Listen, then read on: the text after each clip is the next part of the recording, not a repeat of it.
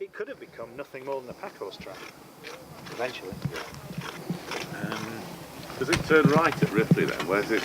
It changes direction. Up to Albury, it's going to turn right. It's got to, yes, you're right. That's a very good point. We'd hoped that we'd be able to find the change of alignment. But once you get out of the cutting itself and get about another 20 metres further up, the road just disappears. It's been completely destroyed by forestry over the years.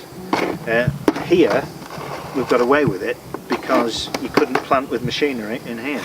So these trees have all been planted by hand. Up there, it's all over the place. And I've been backwards and forwards probing to try and find a constant line of stone, but I just can't find it. That's not to say it isn't there, but I really struggle to find it.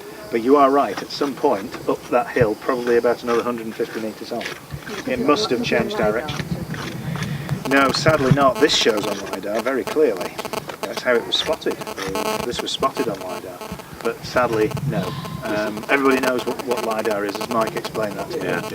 Just in terms of the direction as well, where it carries on from there, because it's looking at, say, Ripley Road, which is very straight, and you've got at Scotton, you've got an Iron Age settlement there, and you've got Ripley Castle, which probably was an Iron Age settlement as well, I guess.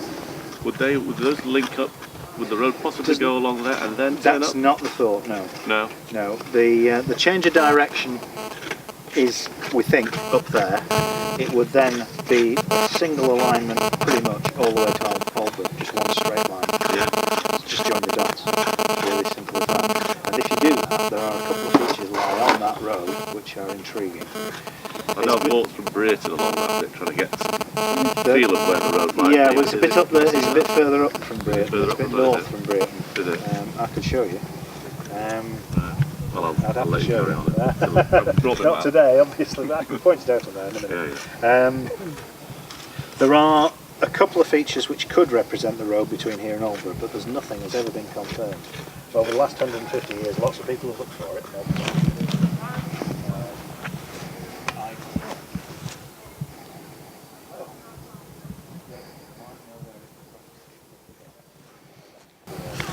But there are three features going up the slope to the car park at Ripley,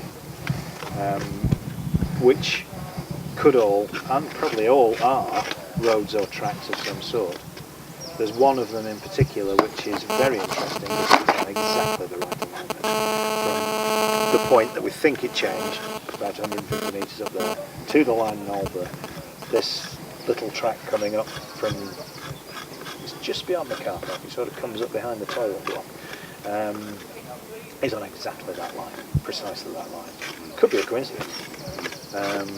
There are what people usually refer to as the fish ponds, which one chap apparently thinks is an Elizabethan water garden.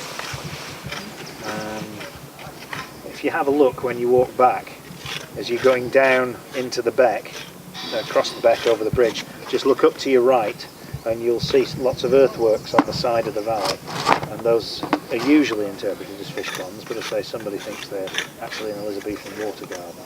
But just beyond them, if you look very carefully, you can make a sort of a terraceway running diagonally down the slope. It's not easy to pick out, but you can see it if you know what you're looking for. And we think possibly that could be it. But there are two other features that could be it. And there's a couple of other things further along. So there's work to do. But with modern agriculture, to be honest, we're not likely to find very much now. We're just lucky here, this has been protected by the wood.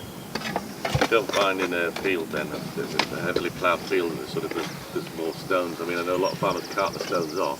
Well, that used to be a standard way of finding a Roman road, until about 20 years ago. But modern machinery's put paid to that.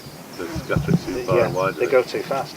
You see the speed that they plough these days. Yeah. So pieces of stone that are coming up end up 50 feet away. So that stone scatter that you used to be able to find across a field, you just can't find it anymore. Right. One thing that is intriguing,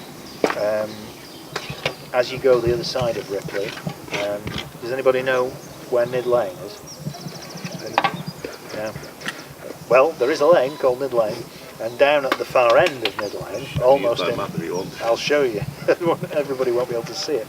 I've been finding lots of pieces of stone which are being interpreted, not just by me, this is by a couple of people who really know what they're talking about, as possible scrap from a mosaic workshop.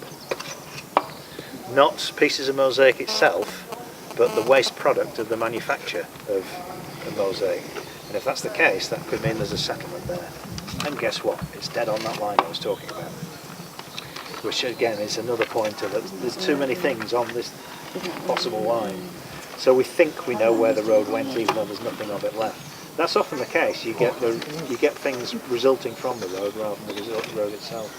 It's dressed as well. It's wedge shaped. Right. So what purpose it served, who knows? We really don't know. The short answer. But we don't know if it's Roman. We don't know if it's medieval. That's where all the Big question. But we will take it out and try and identify what it is. But beyond that and one little bit of medieval pot handle, jug handle, we've got no finds. But we wouldn't expect any on here, to be honest. So no pots of gold, I'm afraid.